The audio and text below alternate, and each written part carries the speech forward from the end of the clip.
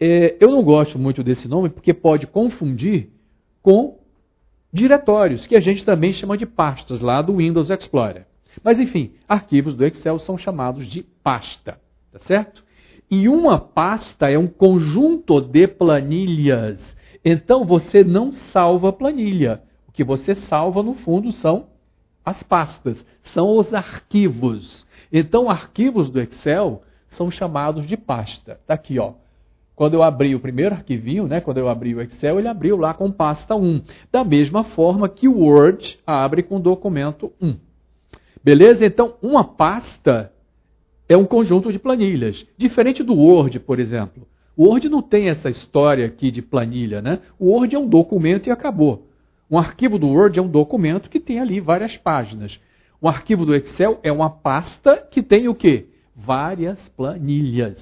Ok? Então, uma pasta, ou seja, um arquivo do Excel é um conjunto de planilhas. Muito bem, vamos em frente. Quando eu abro um arquivo do Excel, ele abre com o nome pasta 1. Se eu clicar neste íconezinho aqui, para ele abrir um arquivo novo, ó, neste íconezinho aqui, para ele abrir um arquivo novo, ele vai abrir com o nome pasta 2.xlsx. E assim por diante, pasta 3, pasta 4 e assim por diante. Agora, imagina que eu abri essas 4 pastas, esses 4 arquivos, e fechei os 4 arquivos. Né? Fui lá e fechei. Fiquei no meu Microsoft Excel, mas fechei esses 4 arquivos. Ok. Se eu clicar de novo aqui para abrir um arquivo novo, ele vai abrir com pasta, com que nome? Ele vai abrir com o nome pasta 5.xlsx. Esta numeração aqui é sequencial dentro de uma mesma seção do Excel. Beleza? Então, se você abrir 10 arquivos no Excel, 10 pastas, fechar essas 10 pastas, não sair do Excel e pedir para abrir uma outra, vai ser a pasta 11. Da mesma forma no Word. Você abrir 4 arquivos do Word, vai ser Doc 1, Doc 2, Doc 3, Doc 4. Se você fechar esses 4 arquivos e pedir para abrir um novo, ele vai abrir como Doc 5. Beleza? Agora, se eu saio do Excel, aí sim, ele começa novamente a numeração a partir do 1. Muito bom. Perfeito. Perfeito. Continuando aqui, nós temos a nossa barrinha de fórmulas e nós temos aqui essa parte da guia de planilhas que eu queria só mostrar uma pequena diferença. Se eu clico neste ícone para ele inserir uma nova planilha no meu arquivo, tá certo? Ele insere aonde? No final, tá certo? Ele vai inserir uma planilhazinha nova aqui no final.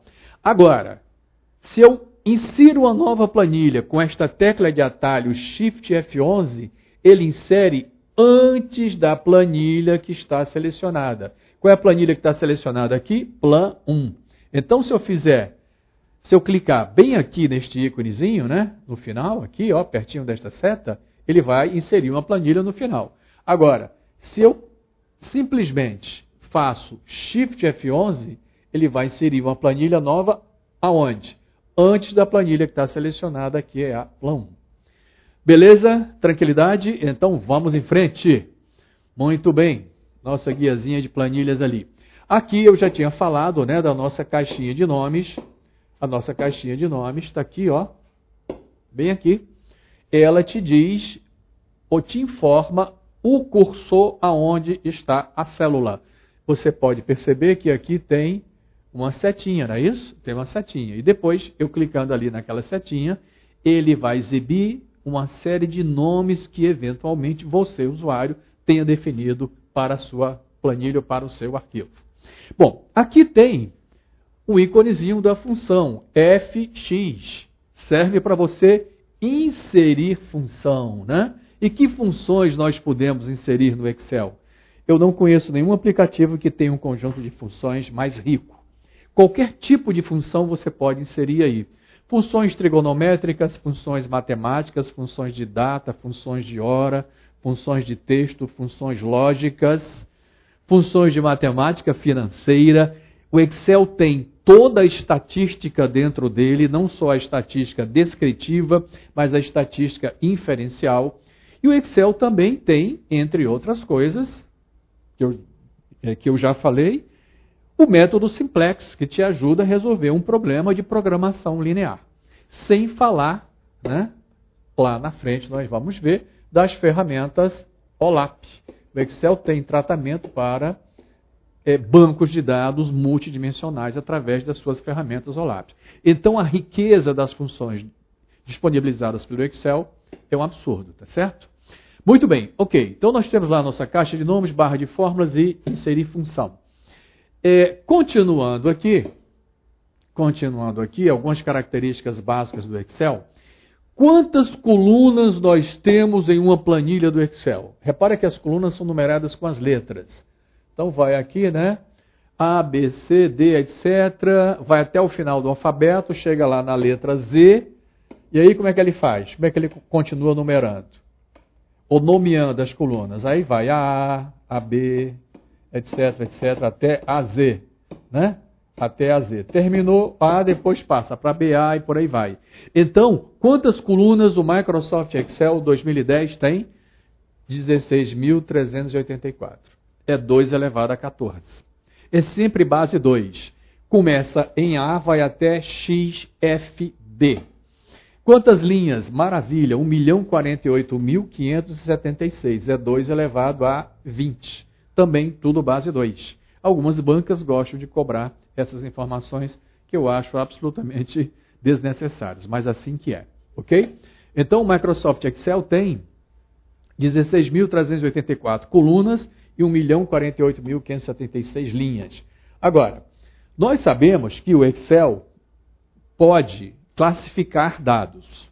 Da mesma forma que uma tabela no Word pode ser classificada em 3 colunas, não é isso? Você tem uma tabela no Word, você pode classificar essa tabela em até 3 colunas diferentes. Sabia disso, né? Então, imagina que você tem aqui salário, você tem aqui número de dependentes, tem aqui idade. Você pode classificar uma tabela do Word em até 3 chaves, em até 3 colunas. O Microsoft Excel utiliza, esta fera aqui utiliza 64 colunas para classificação. Imagina você da 10ª classificação, você quer desempatar na 11ª. Será que você ainda vai lembrar das 10 anteriores? Então, olha só, são características importantes do Excel que a gente tem que saber para alguns concursos. Colunas, 16.384, linhas, 1.048.576 e número de... colunas, 16.384, linhas, 1.048.576 e número de colunas para classificação, 64. Não esquece que tudo é base 2. Porque tudo em informática é base binária. 2 elevado a 14, 2 elevado a 20 e 2 elevado a 6.